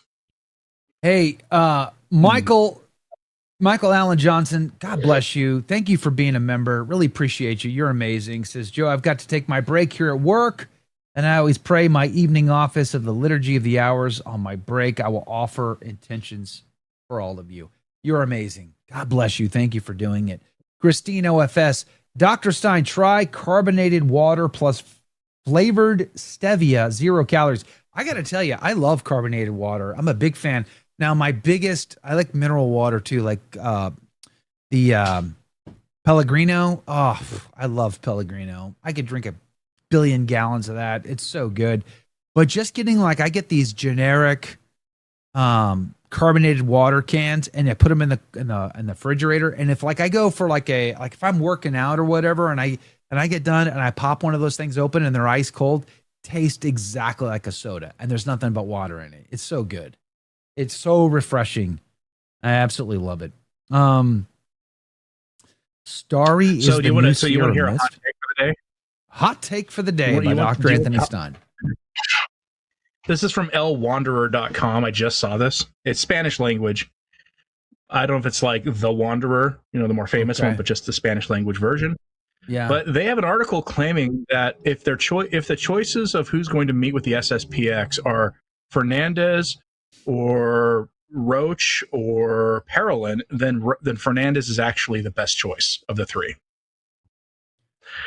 Hold on. I got to wrap my head around what you just said. Fernandez, Roach, or Parolin. Those are my options? Yeah. If those are your options, then I'll take it. Fernandez. Roach is the best. And Fernandez is the best because Fernandez, I say, is the best. Roach is obviously hostile to the traditional mass, and so is Parolin. But apparently, when he was when he was the archbishop in La Plata, he established a personal prelature or a personal parish for some traditional Latin mass community, and he is essentially a carbon copy of Pope Francis. And Pope Francis was fairly friendly to the SSPX. So that's the thinking. Now there is a giant elephant in the room with all of this, which is Pope Leo could just take care of this whole problem. You want your bishops? That's fine. His father Ripperger, who was asked about just how to fix this problem, and he said he would just regularize the SSPX and say we'll work out the details later. Right. I mean, are you telling me never been a fan of the SSPX? Are you telling me you don't have issues with the Opus Dei? Are you telling me you don't have issues with Legionnaires of Christ? Are you telling me you don't got issues with the neo-catechumenal way? Have you ever seen their liturgy? I mean, their liturgy is insane. They have a lay person presider at their liturgy. Are they still doing their liturgy? Was that finally suppressed, or are they allowed to do that still? Somehow we're okay with all of that, but the SSPX, oh heck no. And this is something I said to Nicholas. I'm not an SSPX guy. I don't go there. I don't have no intention of going there. The issue to me is more principled than that. I said this yesterday to Nicholas Cavazos. If you give the SSPX their bishops, what changes between the relationship of SSPX to the Holy See? Literally nothing. Like, absolutely nothing will change. And nothing's going to get worse. I mean, nothing necessarily gets better either in the relationship, but nothing changes in that relationship. These bishops have zero jurisdiction. All they do is make priests and confirm Catholics. That's it. They've never pretended to have jurisdiction. Right. Exactly. So it's like this is such a not that big of a deal kind of a thing that we're making it much bigger of a deal than it really needs to be. When the Neo-Catechumenal Way gets to continue to exist and they've not been suppressed, but the SSPX gets threatened with sanctions, you know that there's a problem. And I have issues with the SSPX. There's things I don't love about the way the SSPX does business, but I'm sympathetic to their cause. And I feel like they're not being treated with sincerity. I guess that's the best way for me to put it. I don't believe they're getting a sincere treatment. Fernandez might stumble into reconciliation with the SSPX God. Now, it's interesting you said that you think Fernandez has a favorable, is it an outlook, opinion, or relationship? Because Fernandez is from Argentina, right? Yeah, he is. And he has the most favorable attitude. And that's because in Argentina, isn't it in Argentina the SSPX has a decent relationship with the local dioceses? Yeah, that's as I understand it, yeah. And so maybe this is a better deal than I thought. Maybe I should be thanking His Holiness Pope Leo for sending Fernandez to talk to the SSPX. Maybe this is, in fact, the best deal of all. I don't know. No idea. I guess we're about to find out. But since the Superior General's already indicated that they've already been threatened with new sanctions, I'm not so sure. We have the recipes. Can't wait for the sequel. Heal Me with your heart. No, I don't want any more books in the Heal Me With series from Fernandez. Thank you, but no. We don't need any more body parts in the Heal Me With series from Fernandez. Thank you, but no. Diane says, thanks for the show and have a great weekend. God bless you, Diane. Thanks for being on the team today. Under Armour sugar-free electrolytes are the best, says Cigar Mode. Is that true? I think the Element electrolytes are the best. Body Armor. I don't know. He says Under Armour. I'm familiar with Body Armor, which has a coconut water base. I generally avoid them because almost all of them have calories. They have a few zero, but I can't lose weight if I consume anything with dairy at all, including like dairy byproducts like lactic acids and things. And so the only electrolyte drink I can have that isn't a powder is like any bottled one is Powerade Zero. That's the only one I can have. Powerade Zero. Hey, Michelle Vaughn, Brenda Schneider, and Angelique, God bless you. Thanks for hanging out with us on the Facebooks this afternoon. Appreciate you being here. Sci-Fi from sunny Rochester. I see that you've got already a plan for bringing the garbage plates to Buffalo come April when I'm in town. I can't wait. I'm looking forward to it. Rosie 6046 KZ2. Good afternoon to both of you. Thank you for being on the team today. If you guys have never been here before, ever seen this show, let me know in the chat box. I would love to know that you're new. That'd be amazing. Violet, good afternoon to you. Praise be to Jesus. If you Cigar Mode says if you eat enough protein meat, you aren't hungry more than once a day. I don't know. I find that with red meat, it's almost like an endless supply. I can eat as much of it as I can, as they'll give me. I feel like I don't ever feel truly satiated when I'm eating red meat, if I'm being honest. I can just eat it and eat it and eat it. Christina OFS, if you've ever gone on a pilgrimage with the SSPX, you will cry because of the love for Jesus, plus the Catholic Church. Their masses with cantors is like heaven opens up. We have our good friend right now, David John from iCatholic Mobile. He's in the Philippines right now. I think he's on a like a pilgrimage or retreat with the SSPX right now, actually. The Lost Creole backdoor breakup of the society. Tucho ordains the new bishops and half of the faithful leave for the resistance and sedes. Are you what? Well, hold on. You're blowing my mind here, Lost Creole. Are you suggesting that Fernandez is going to do the ordaining? That I don't know that the SSPX would accept that as a solution to their problem. I But here's did a rumor. get somebody in my comments this morning asking me about this. Well, what if the Vatican demands that it's Cardinal Burke or Cardinal Fernandez that does it? Now, Cardinal Burke's not a fan of the SSPX, but if he was called upon by the Pope to do it, I would assume he would do it. But there is, of course, an implication in that question. The kind of person who asks a question like that and thinks it's a problem is someone who doesn't think the post-conciliar sacraments are valid, which is not something the SSPX says anymore. They haven't said that in a long time. Well, I think it depends on where you go. You're going to find kind of wishy-washy.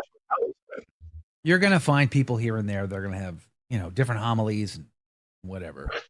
There's varying opinions throughout the society, just like everywhere else. Priests notwithstanding, of course. Yeah, exactly. What was I going to say? Oh, how about the rumor of Bishop Strickland being a part of the ordination or the consecration process? I keep saying ordination. That's not what I mean. They're already ordained. Really I mean consecrated.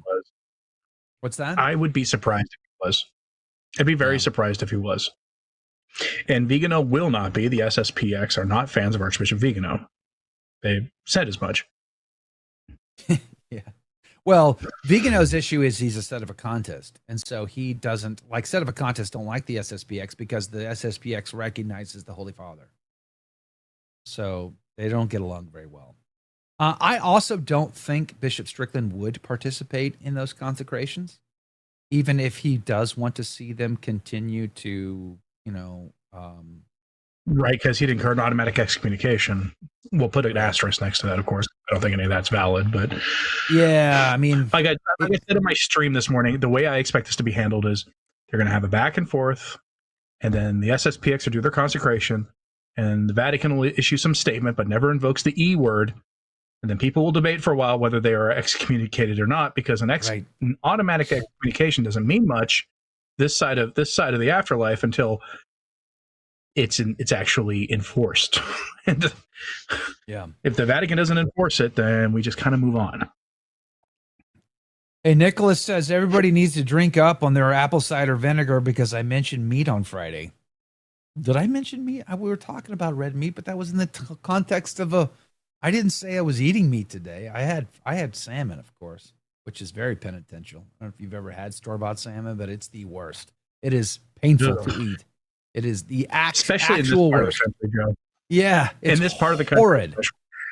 If you live in like San Francisco or Portland, you're going to get Boston or something, you're an ocean. That's a different story. But here in the place where the only fresh fish you can get is catfish and shrimp.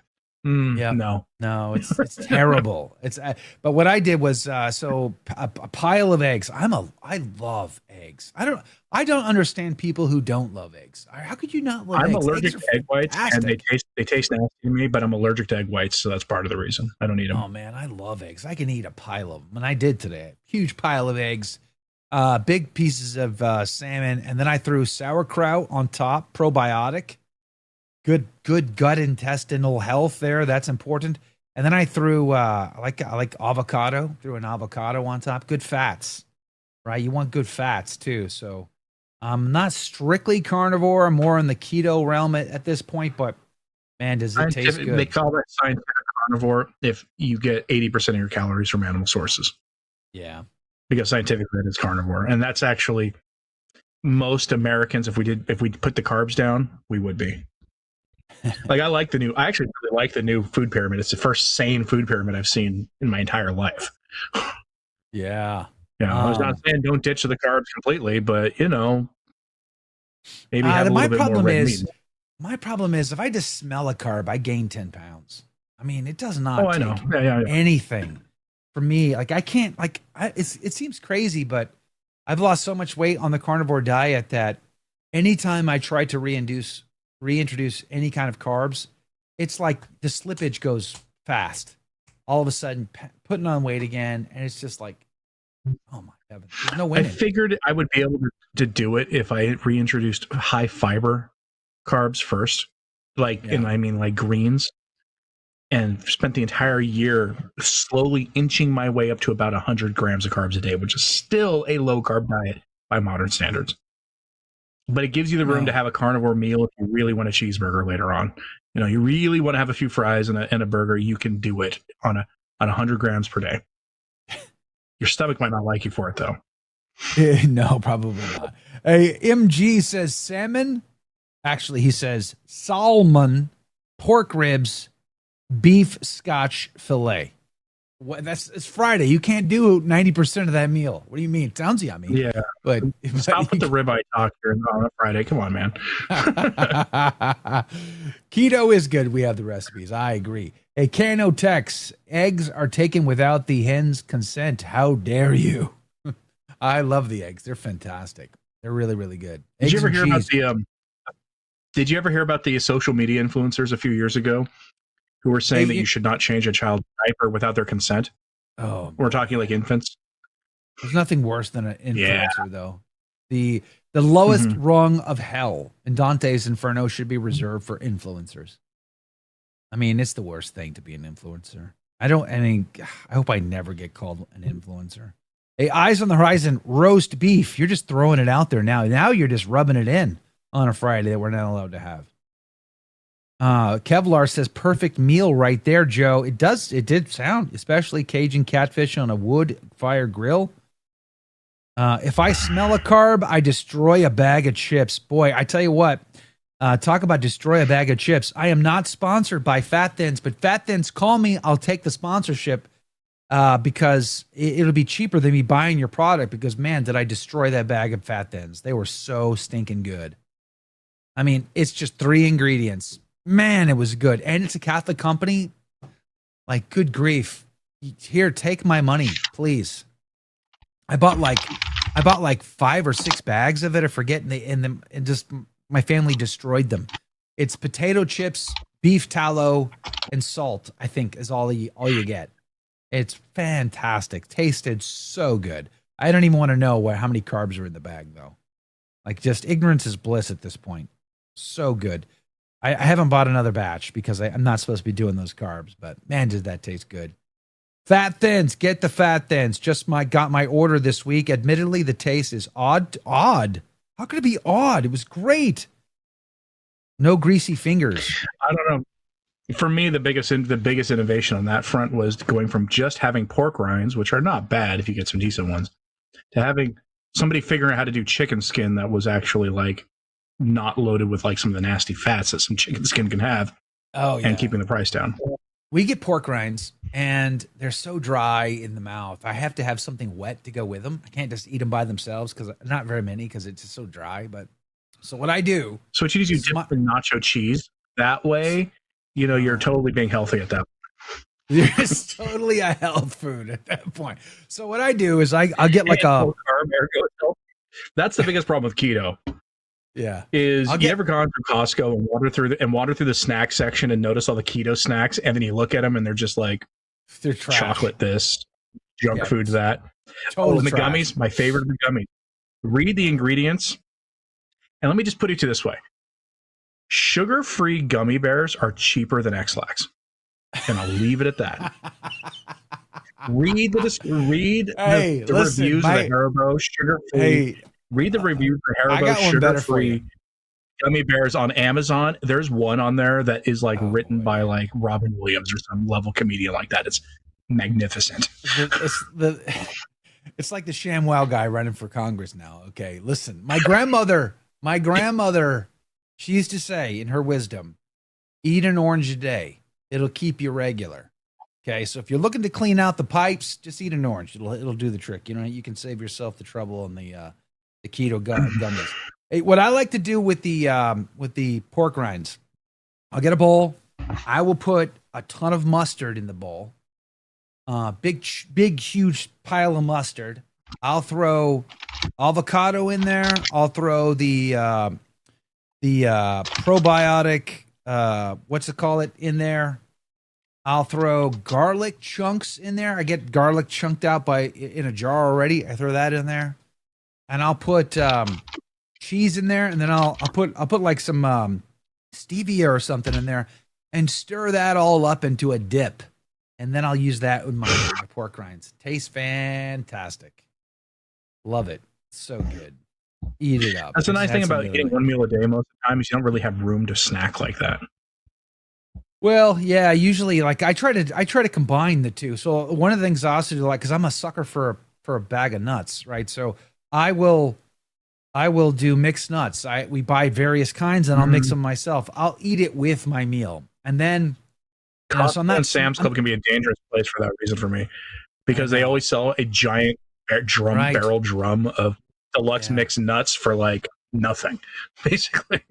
Yes, it's so good. I can eat the whole barrel, but I'll have like a little cup of it, and then I'll eat it like with my meal, and then I go on a vigorous walk right after. That helps to reduce the impact of the carbs on your body. So it's one of the sneaky little tricks that you can do if you're gonna add that. But then if you do that with your meal, so you open the eating time, you eat, and then you stop eating. Don't snack later. Then you're in much better shape anyway. Especially if you can combine that with some sort of cardiovascular exercise or whatever. Hey, BBQ. I don't know if you have Duke's sausage out your way, but they are my non-fast day snack. If I start to crave a carb or cold bacon. Oof, slimy cold bacon. I don't know. Oh, they are. They are pretty good. You can find them at like any Quick Trip and similar kinds of gas stations, honestly, at least in this part of the country.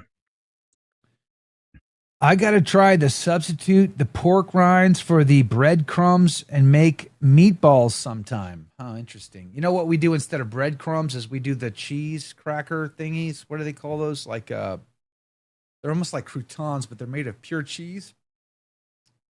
We'll do that instead. Don't overcook the red meat. No, we like them. I like a medium. I'm a medium kind of a guy. Baked bacon is not slimy. No, okay, baked bacon, yes, but I thought she said raw. Like, it's not slimy. I guess slimy is not the word I'm looking for, but I don't love raw bacon. I'm not the raw bacon kind of guy. Cracklins. Oh, cracklins are addictive. I agree. Cracklins from Louisiana. Boo, Miche. I tell you what, I could eat the whole bag of those. Not a bag of cracklins you buy at the gas station, but actual made at some shop somewhere fresh. The Louisiana brand. Buying a chicharron. Going to a taqueria and buying a chicharron.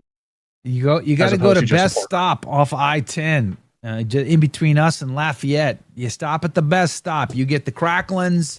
You get the boudin. The boudin balls with the jalapeno and the cheese on the inside. Woo, Miche, that's so good right there. I tell you what, now I'm hungry on a Friday. Grease at the bottom of the paper bag. It's going to be a good day. That's so true. I've not had good crackling in a long time. I wish that was true about most food. You could find out the food was healthy if the bag was greasy. That would mean that like Philly cheesesteak shops would be like health food central. That's what I miss about New England, actually. The Northeast, man, when you go to like these mom and pop convenience stores for lunch and you ask for a Philly, you get the submarine or whatever they call them. I forget they had a special name for them, but they're like massive. It's like half the cow on the bread. Literally, there's no way to eat the entire thing for lunch. You'd have to take some home and have it for dinner too. It's so big, but their Philly cheese is like, and you get it with the healthiest food science has come up with, Cheese Whiz. There's dairy in there somewhere, so there's some calcium in there. No, it's not. It's healthy. That is NASA invented this food in a laboratory. It's horrible. Cheese Whiz is the worst. You're gonna just clog up your arteries with that stuff. Ah, boy. In Scott, gateway to the west. Is that what you said? Roxy says, I love the Best Stop in Scott, Louisiana. It's so good, isn't it? You betcha it's so good. Why do we always talk about snacks on Fasting Friday? So it's harder. That's why. So that the test is real and the suffering is real. Has anyone ever gone to the wrong Lafayette, or who has tried to find one Lafayette diocese and get the wrong one? I don't know about that. What were you going to say, Dr. Stine? Oh, Pastor Tommy Reese of the Jesuit Church just put up a article on the National Catholic Reporter that basically says, "Is church unity worth the Latin Mass?" Wow. Meaning, for my quick perusal, it's basically pardon the PG language, but screw those trads, basically. Right. Yeah, 100%. You know, can't believe. I love how blatant these guys are. They want it. They want it so bad, don't they? I mean, the whole thing is an attack on the traditional Latin Mass. He just puts all the old tired tropes in this. Communion was infrequent before the 20th century. You know why that was? Because we were living in sin. A lot of people erred on the side of not being in a state of grace. That's why. Right. Exactly. Now, maybe they overdid it. Pius X thought so. But which is worse? People maybe erring on the side of not being in a state of grace. It's like, maybe they overdid it, but do you fault them? Guarantee you, at an ordinary form parish, you sing a sacrilegious communion every single time that you go to an ordinary form parish. And not saying you can pinpoint who's doing it, but most of ordinary form parishes have short confession lines and very, very long Eucharist lines. Hey, Rob, good morning. They did it again. Darn it. Drink up, everybody. I just said it again. Good morning. So get your apple cider vinegar shots going. You're welcome. You're welcome. Hey, Rob, Flying Tigers, good afternoon. Because it is we're in the late afternoon, approaching evening. One of these days, not anytime soon, because I need to lose a bunch of weight, we could have, an adult beverage on your show in the after show. I don't ever drink, but we could. We could do it at some point. On rare occasion, I do indulge, but we'd have to. Maybe something special. The last time I imbibed alcohol on a live stream was on the election night 2020, when it looked like Trump had won. Oh boy! Before the magic happened. Do you still remember? Yeah. Remember the night that Trump did win, 2016, and Fox News was I know exactly where I was. Fox News was all depressed. I was sitting in RCA. I was sitting in an RCIA class in Portland, Oregon, as part of the teaching team, sitting next to another teacher, both of us looking at our phones and smirking. And people around us kind of figured it out because of what night it was. We were just smirking and trying not to laugh because it was so absurd. Yeah.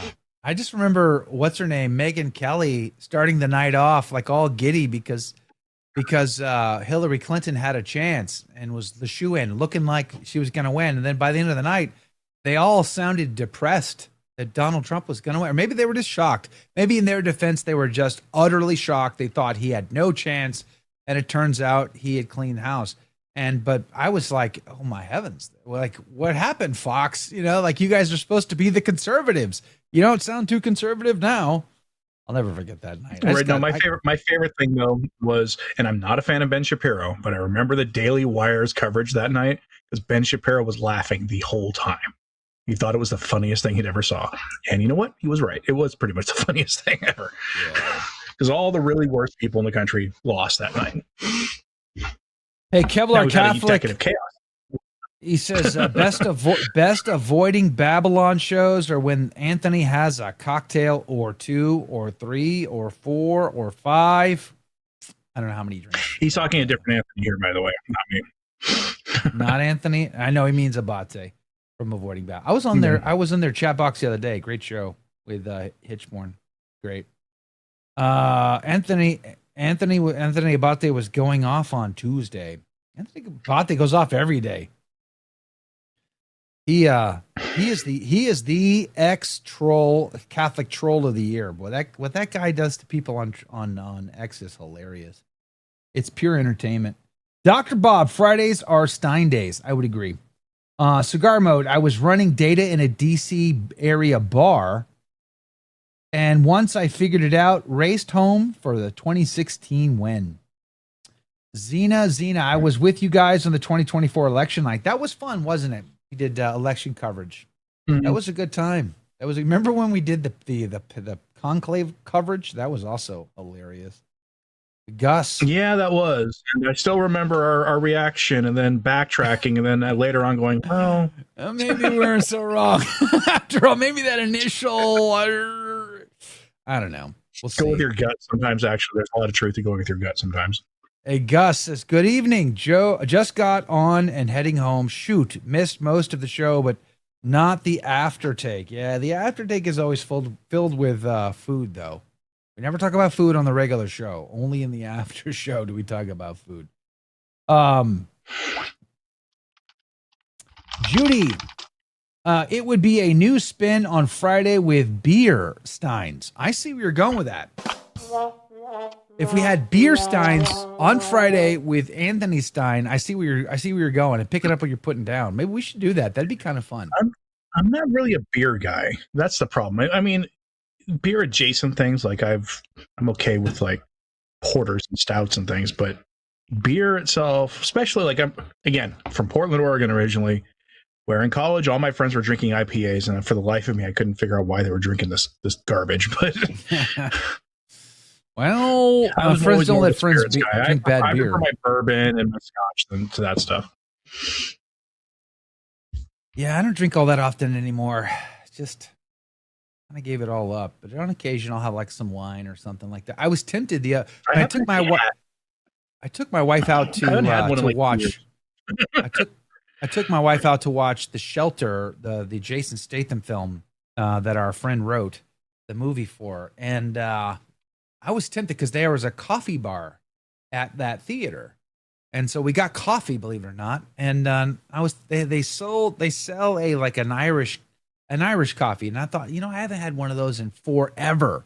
So I almost got one of those, but I ended up talking myself out of it. Maybe next time. When we go to watch the Apocalypse film, maybe then I'll do it. I don't know. Hey, Nicholas says, I eat lemon for lunch during the work week pretty often. Lemon? Just like a lemon? Just an ordinary lemon? I haven't had straight up lemon since I was in boot camp. When I was in boot camp, I would scream so often at the other recruits that I would lose my voice. And so the drill instructor would hand me a bag of lemons, and I'd have to sit there and eat raw lemons. The lemon juice would do something to your throat, destroy your teeth in the process, but do something to your throat that helped you to get your voice back. So that's what I did. Ate a lot of lemons in boot camp. Hey, S. Medrano, 1964. Is it true that religions that criticize the president will lose their tax advantages? No.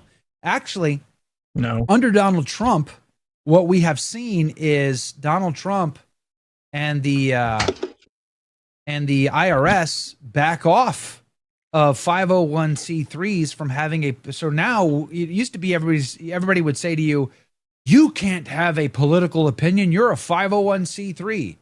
Well, that's not true anymore. Just because you're a 501c3 doesn't mean you're no longer American, or have an opinion. So you're allowed to have opinions now, even in the 501c3 world, which is what religions are. So as far as the official business relationship to the government, to society itself. So yeah, you're allowed to have an opinion. You're allowed to criticize Donald Trump, and Donald Trump seems to be the guy who is allowing for that.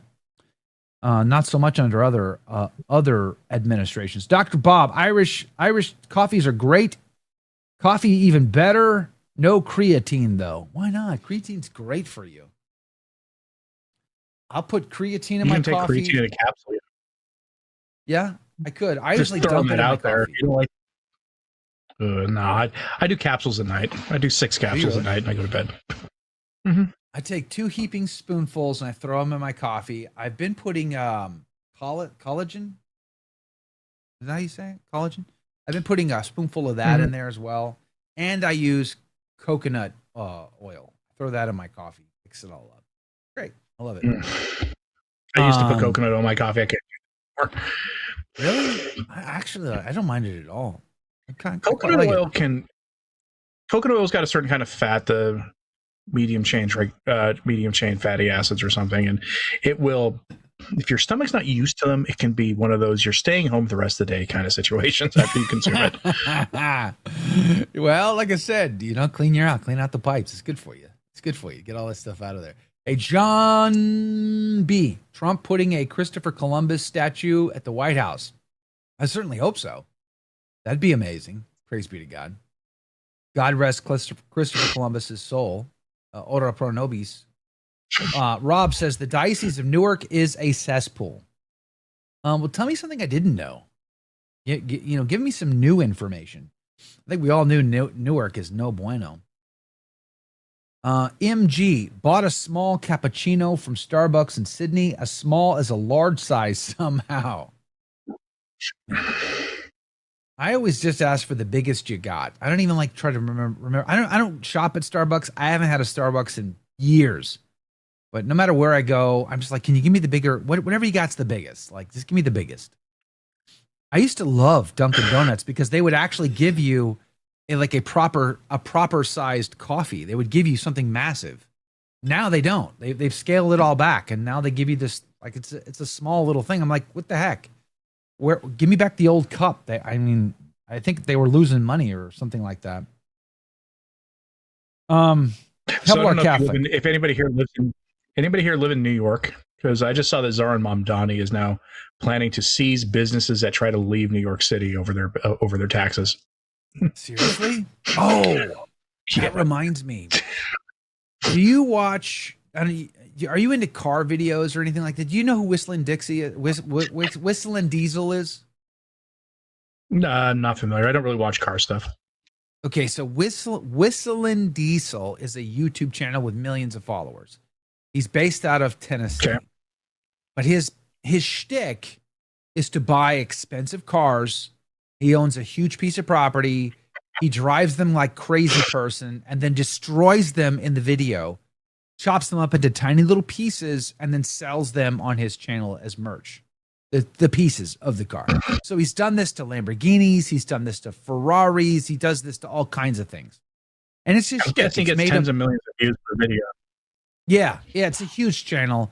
Well, so apparently I didn't know this because, I'm a poor fat guy from Spring, Texas. What the heck do I know? Apparently, if you're rich, like producer James, when you buy your Ferrari, your Lamborghini, no matter where you live, what you do is you set up an LLC in Montana and you buy the car through your LLC in Montana, because in Montana, there's no sales tax on the car purchase. So that's what he did. He buys his expensive cars, and he's not the only one. I mean, this is like a thing. This is like a big thing. All rich folks apparently know this, and they're all buying their fancy cars through LLCs in Montana to avoid paying sales tax. So yeah, I just saw that. I just looked him up. He got arrested 3 days ago. Yeah, twice. This is the second time he's been arrested. He's going through a whole thing. You just triggered me on this because the state of Tennessee is trying to say that he was intentionally avoiding paying like $30,000 in sales tax or something along those lines for the Ferrari or Lamborghini, whatever it is. He's got two cars that that they're trying to get him on. And but the reality is he bought them for business purposes, and he destroyed them on his YouTube channel for business purposes. And he's selling the merch, selling the remnants of the car for business purposes. So according to the law, he is not avoiding taxes. He's the tax structure for Montana and the LLC is completely legit and legal. And it just sucks for people like the state of Tennessee, who is now missing out on all that tax revenue. But it sucks for them, but it's not as though he broke the law. So now this is going to be a big deal. And they're trying to make an example out of him. So they sent a team after him to perp walk the guy to try to make a big deal out of this. So tax evasion, they want their cut no matter what. They want their cut. I forget what you just said that triggered me on all that, but something did. God love you, Paul. I don't know. But here's a reminder that Tennessee has a Democrat governor, by the way. And it was Mamdani. Thank you. That's what it was. Mamdani, is he going to go after all these businesses that are leaving because he is a crazy socialist and they don't want to deal with it? I don't know. But here's the good news. We know for sure that all of these woke actors who love Mamdani are not going anywhere, right? They're all staying in New York City, right? Oh, They're yeah. not like living in That has to be the case. houses elsewhere, are they? Surely not. They wouldn't be wanted hypocrite on this. They love it, so they're staying. Clearly, we know that much. Didn't he destroy them in Texas, Mateus? No, he destroyed them in Tennessee. That's where his property is. I think he drove them through Texas, if I remember. I forget exactly, but it's a crazy story. So, just so you know, you got to be careful when you buy your Lambo, buy it through your LLC in Montana. Make sure you're real careful about that. California wants to make it make what retroactive? Jeff Burrier, Starbucks pays employees to travel for baby murder. That's another great reason never to go to Starbucks. Zoran Mamdani is a communist, says Rob. Probably. We have the recipes. You need the vitamin C to activate the collagen. Are you saying that my collagen is wasting away because I don't have vitamin C? I guess I could put vitamin C in there too. I do have that in powder form. Dr. Bob, I went to medical school in New York. The state goes after everyone who moves for state taxes. We have the recipe, says Whistling Diesel is a great man, a visionary. He's at least entertaining. I'll give him that. That takes a lot of guts to spend that kind of cash. He spent more on one car than my entire net worth, to include my home. So, and then he destroyed it. That takes guts. Money obviously is nothing to a guy like that. Oh, credit cards. You want to know the best part about this? Because he has to file taxes as a self-employed person for everything he does on YouTube.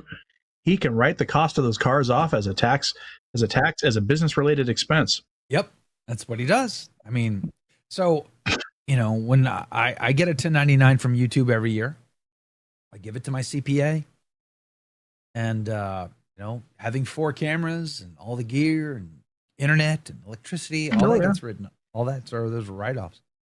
That's why it actually can cost you a fair amount of money to run a YouTube channel. Honestly, just putting in work, keeping up on your.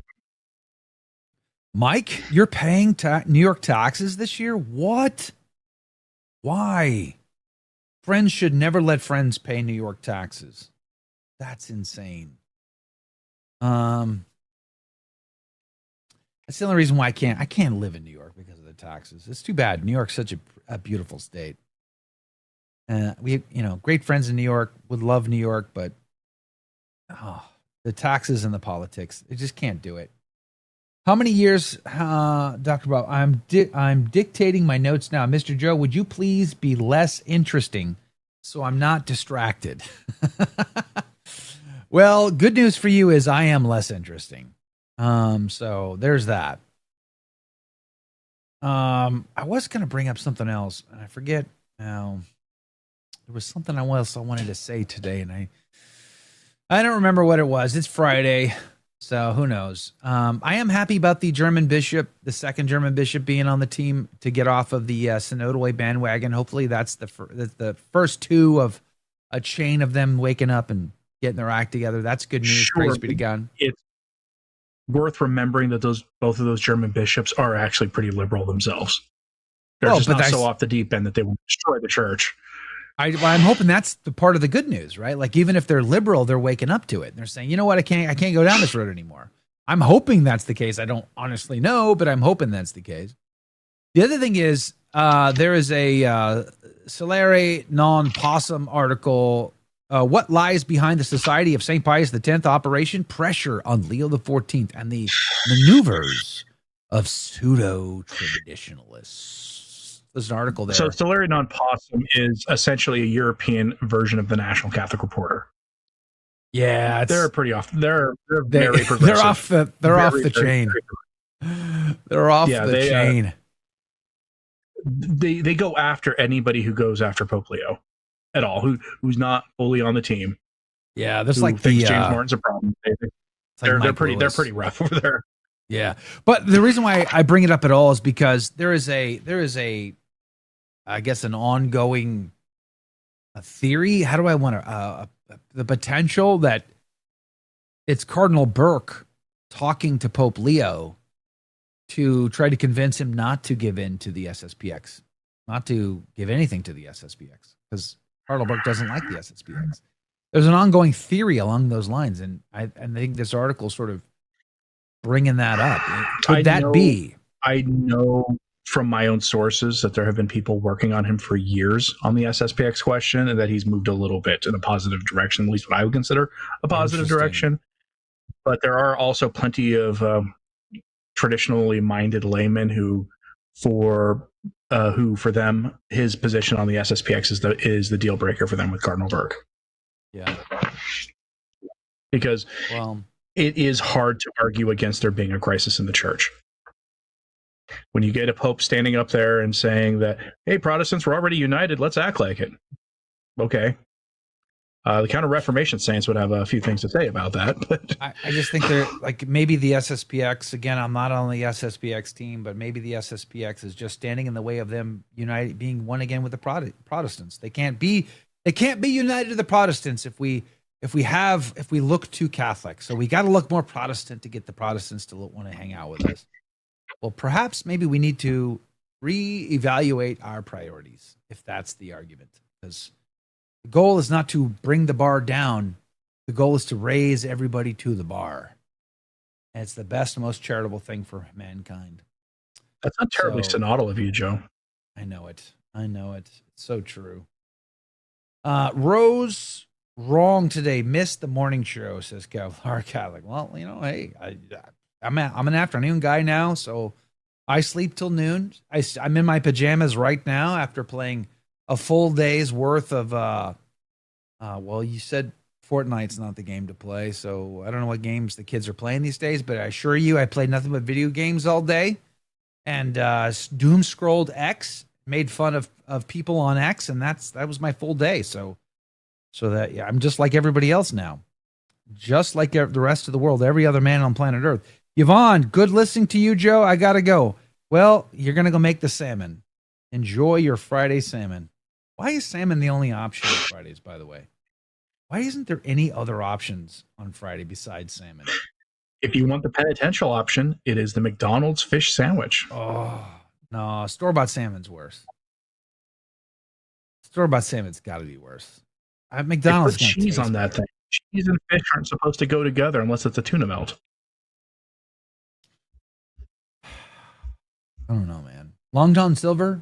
Who goes to Long John Silver? Get the hush puppies? That'd be good. That'd be tasty. Pure carbs. I only assume mafia members go to Long John Silver because that place is a front for gun running. I've never seen a Long John Silver with more cars in the parking lot. And there's one in my town. Flying Tiger says there's a cruel irony in the SSPX having to negotiate with a homosexual cardinal who authored pornography. It's the stuff Hollywood is made of, as they say.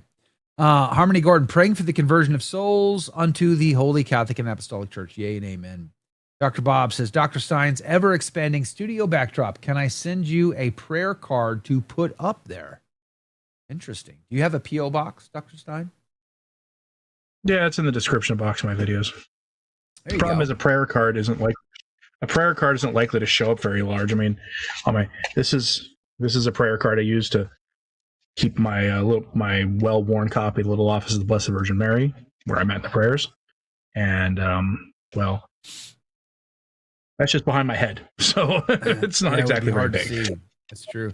I've been thinking about redoing my backdrop for the new show. I haven't quite decided what I want that to be, but I just got a new lens, so that's new. But I'm thinking, I don't know. We're thinking about our set design, a new set design. Let me know if you guys have any ideas. My wife hates how cluttered my set is, but I love how cluttered my set is personally. I like all the nickety-nackety things back there because each of it means something to me. So I kind of like that, but my wife hates it. Lean into the Catholic influencer look. Just get a wall of bookshelves with books in it that look like they give you authority, even if you've never cracked a single one of them. I have all of the books sitting here in piles. Just piles everywhere. I got books.